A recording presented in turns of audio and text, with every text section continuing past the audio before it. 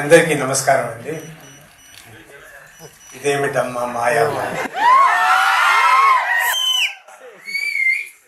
ఈ గ్లిమ్స్ నాకు ముందే చూపించుంటే నేను సర్వానంద్ క్యారెక్టర్ అడిగేవాడిని. అన్నీ అయిపోయిన తర్వాత చూపించారు అభి గారు. యాక్చువల్లీ నేను ఫారెన్లో ఫిల్మ్ షూటింగ్, సాంగ్స్ షూటింగ్స్ చేస్తున్నా. అక్కడ ఒక ఫోటోగ్రాఫర్, యాక్చువల్లీ మా ఫోటోగ్రాఫర్ రాలేదని అక్కడ ఫోటోగ్రాఫర్ అరేంజ్ చేస్తున్నా. ఆయన వచ్చి ఫొటోస్ అన్ని తీస్తూ అడిగారు, మీరు ఎన్ని నెలగా ఇండస్ట్రీలో ఉన్నారు, ఏం చేస్తున్నారు, ఇంకా ఎన్ని సినిమాలు చేస్తున్నారంటే నేను 1 or 2 years అగేట్లో ఉండే సినిమాలతో చెప్తూ ఇదంతా చేయబోతున్నా. యూఆర్ వెరీ లక్కీ అండి. ఎందుకు అన్న, యూ హ్యావ్ వర్క్, మీకు వర్క్ ఉంది, యూఆర్ వెరీ లక్కీ అన్నారు. నేను అది పెద్దగా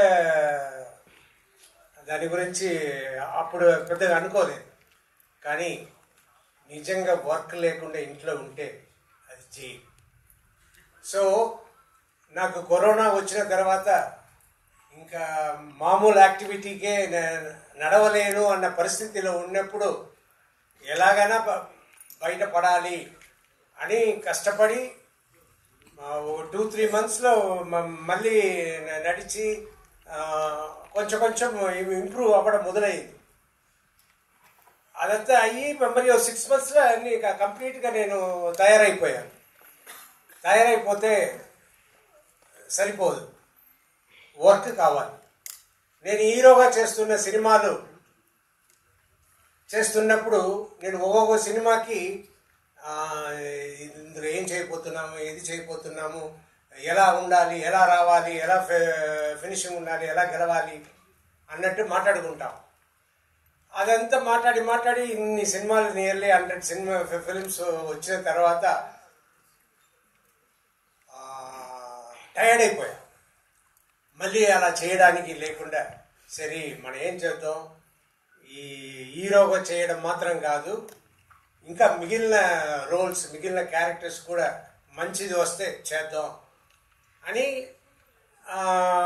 అది అందరికీ తెలియవచ్చి ఎంతోమంది సినిమాలు చేయడానికి వచ్చారు. కానీ ఆ సినిమాలంతా నేను విన్నప్పుడు అయ్యో ఇది చేయకుండా ఉంటేనే బెటరు అన్నట్టు చాలా సినిమాలు నేను చేయలేదు. ఐ వాజ్ చాలా డిసప్పాయింటెడ్గా, ఏంట్రా మంచి సబ్జెక్ట్ రావట్లేదు, మంచి ఇది రావట్లేదు అని డిసప్పాయింటెడ్గా ఉన్న టైంలో అభి వచ్చారు. అభి వచ్చి నాకు ఈ ఫిల్మ్ స్టోరీ చెప్పారు. నాకు సర్వానంద్ గారు హీరోగా ఉన్నారు, ఇందులో నేను వెళ్ళి చేస్తే బాగుంటుందా, సరే ఇలాగే కదా మొదలు పెట్టాలి అని సబ్జెక్ట్ విని చాలా బాగుంది, మన సినిమా బాగా చేస్తే మంచి పేరు వస్తుంది అన్న దాంట్లో ఆ సినిమా చేస్తానని ఒప్పుకున్నా. కానీ నిజంగా ఆ ఫిలిం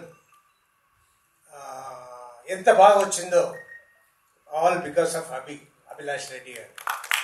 ఎస్, ఆయన ప్రతి ఫ్రేమ్, ప్రతి షాట్, ప్రతి ఎలా యాక్ట్ చేయాలి అన్న ప్రతిది చెప్పి నన్ను చేయించుకున్నారు. నాకు ప్రతిరోజు షూటింగ్ అయిన తర్వాత, సీన్ అయిన తర్వాత పెద్ద సాటిస్ఫాక్షన్. ఆహా, ఇంత బాగా వస్తుంది అంటే మంచి వర్క్ తీసుకోవాలి.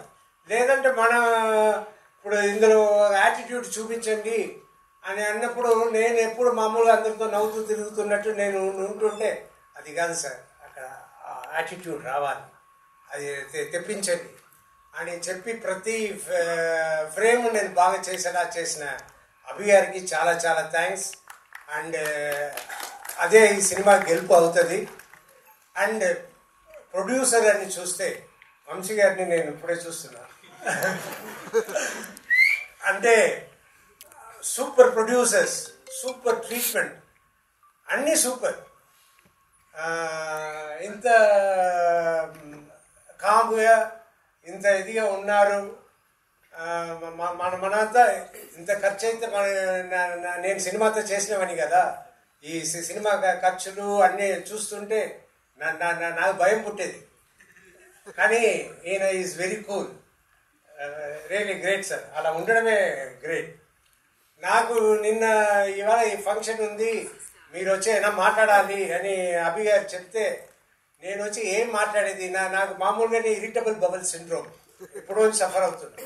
అది చెప్పగానే నాకు యాంగ్జైటీ, నా కడుపు చెడిపోయింది, అన్ని చెడిపోయింది, వచ్చి ఇవాళ చెడగొట్టపోతున్నాము అనే ఐడియాలనే వచ్చి సరే ఏదో మాట్లాడాలి, ఏదో మీరు మాట్లాడాలి అంటే సరే నా మనసులో ఉన్నది మాట్లాడుతున్నాను. ఆయన సర్వానంద్ గారు నిజంగా వెరీ రెస్పెక్ట్ఫుల్ అండ్ ఆయన ఈ మాట చెప్పాలి.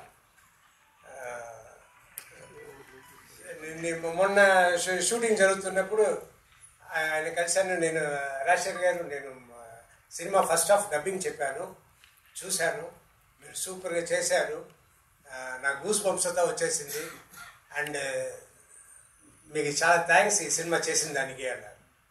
రియలీ నాకు పెద్ద అవార్డు వచ్చినట్టు నేను ఫీల్ అయ్యాను. That is my real award. So thanks for the award. అలా చెప్పడమే I was feeling very lucky. And ఈ సినిమా అభి చెప్పినట్టు మీరు చూడండి, it will be great. Thank you.